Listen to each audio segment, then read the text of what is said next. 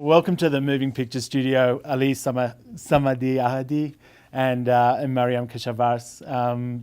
Firstly, congratulations on having your films here. It's a weird thing. I think it's the first time for us interviewing two filmmakers together. Your film, Ali's The Green Wave, is a documentary, and yours, Mariam, is a narrative. But yet, there's something about the Iranian issues that have really struck a chord recently with the media. You both grew up most of your lives outside of Iran. What struck you both to return to that material and the currency of that material? What brought about the passion for those issues? Well, for me, it's, any story is about strong characters, any compelling story, and about conflict. And every time I would go back to Iran, I'm always fascinated because of the kind of repressive environment that people find a way to go against the repression and to live their life. And that's a really sense of a strong character. And the conflict is so palpable in the air. So, of course, your imagination goes to so many different places with those ideas. So for me, it's always been a fertile territory. And for you, Ali? Yeah, well, my family still lives in Iran. I am very much linked to this country. I go twice a year to this country. And beside of this things, I mean also a human being. And I made films in Uganda about child soldiers. I made films in Zimbabwe or in South Africa about human rights issues there.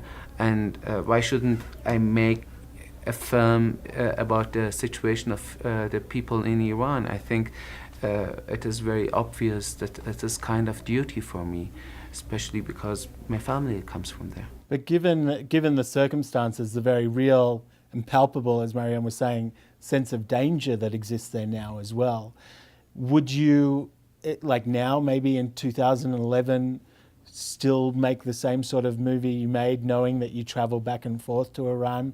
Are you actively conscious of the potential repercussions? Well, I mean, when I made this film, I had to make also the decision not to be able to go to Iran anymore.